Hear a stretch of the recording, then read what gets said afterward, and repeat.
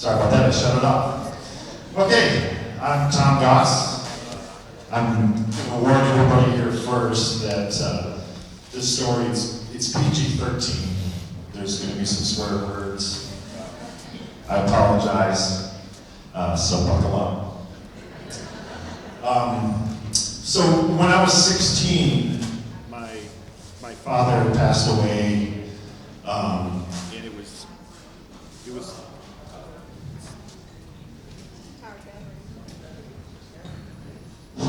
All right. So my father passed away when I was 16, and it was earth-shattering, if you can imagine. So to deal with that, with earnings from my first job, I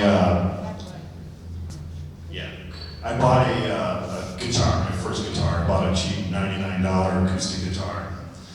And I started trying to teach myself how to play guitar in this sunroom that we had built onto the house as an addition. And my father and I worked together doing the interior work. My dad was a pipe fitter, not a carpenter, so I know where every mistake is in the woodwork there. And it was just a way for me to kind of deal with this sudden loss.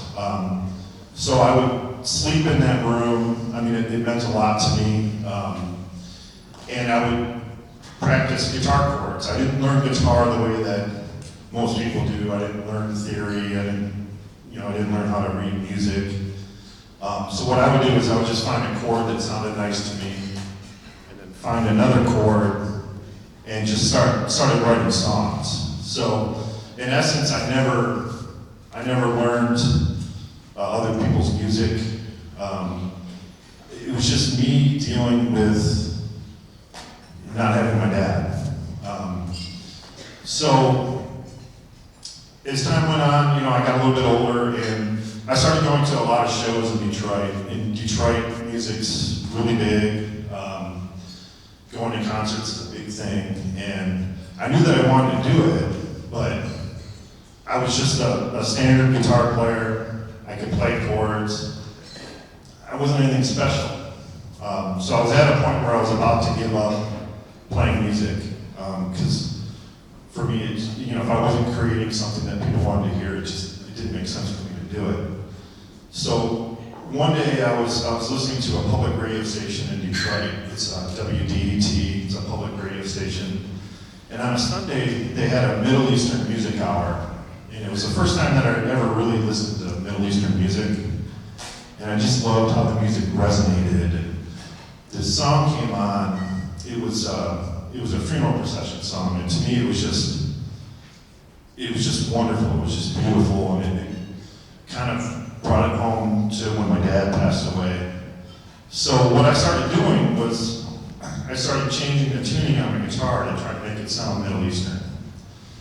And after about 6 or 7 different tunings that I tried, I came across this tuning that I still use, and I'm going to play it here later, but it's a really strange tuning. I mean, when I tell other guitar players what the tuning is, they're confused. So in fact, when I first tuned the guitar to that tuning, I strummed it, and I think the guitar said thank you back to me. So right then, I was a different guitar player. I was good. I felt like I was good. So I got a little older, and in 1999 I moved to San Francisco. I got a good engineering job, and sorry about the mic. So I got a good job out in San Francisco, and I was going to start a band.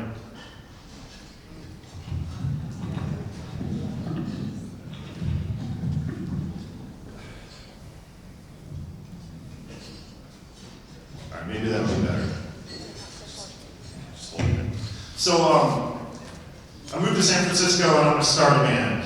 So I got 3 other people together.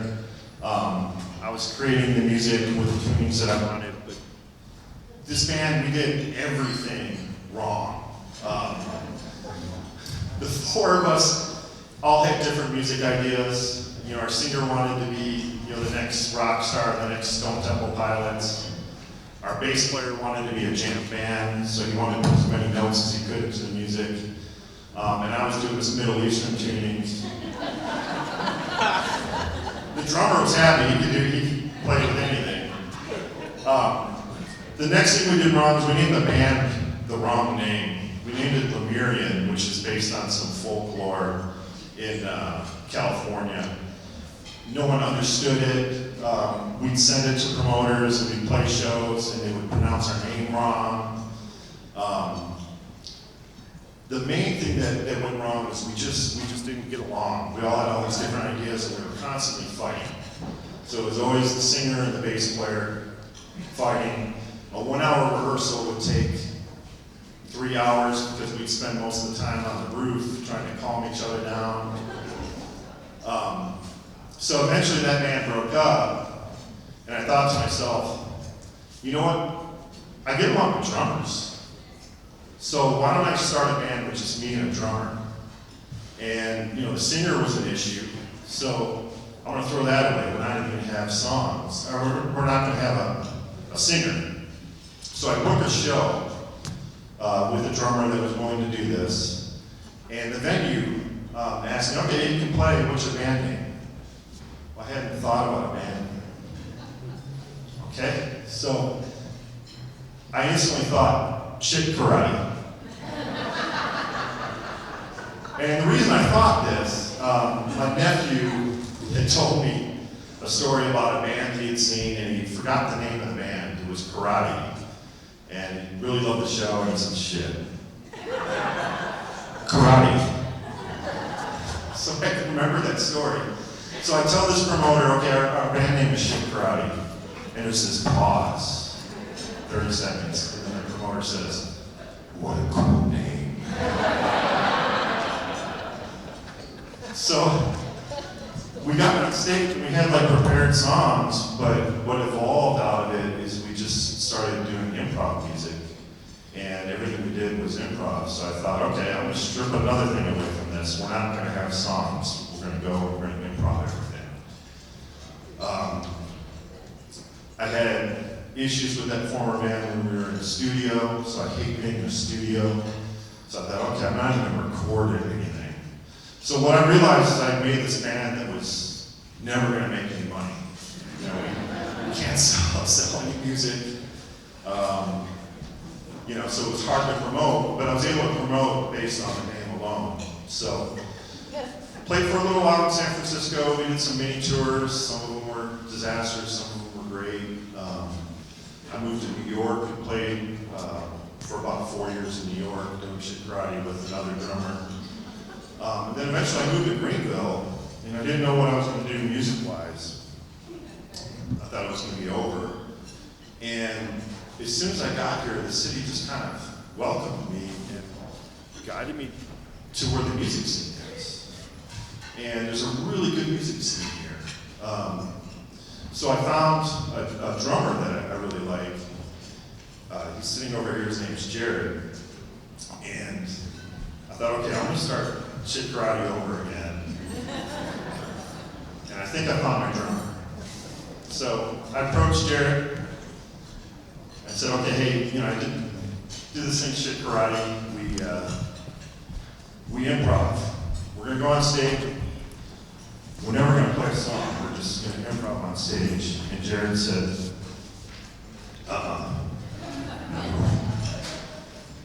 said, come on, Jared. So this went on for weeks, maybe a couple months. You know, the conversation would be again, hey, you know, do you want to try and do shit karate?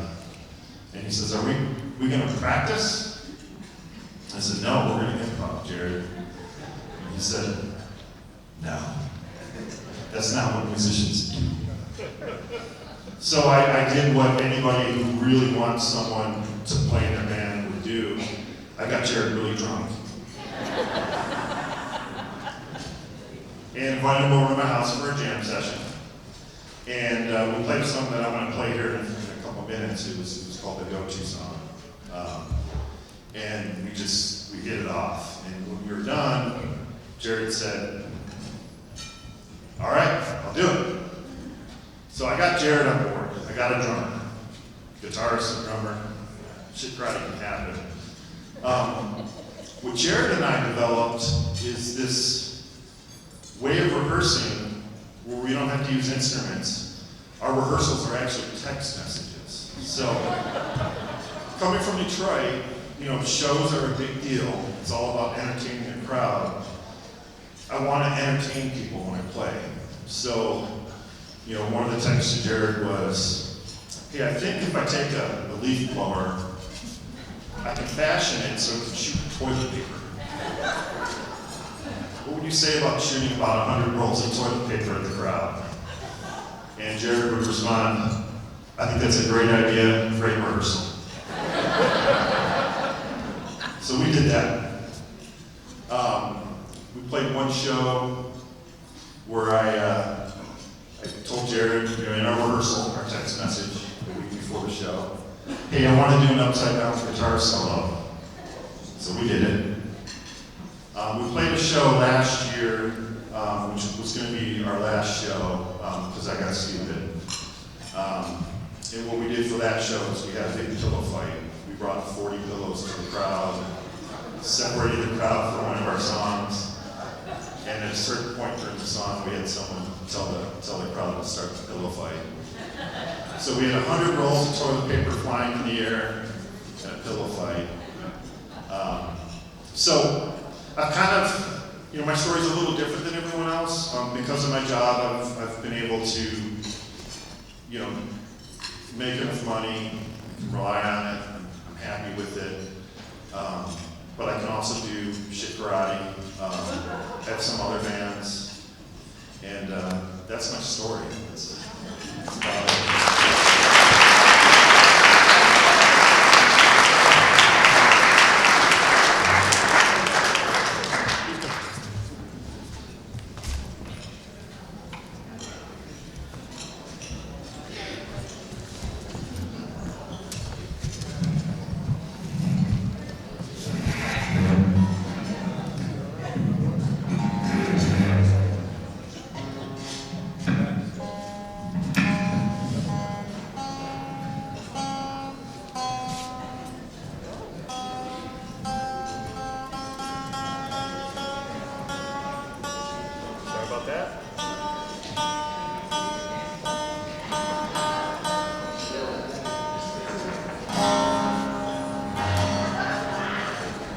Something that we call the go-to song.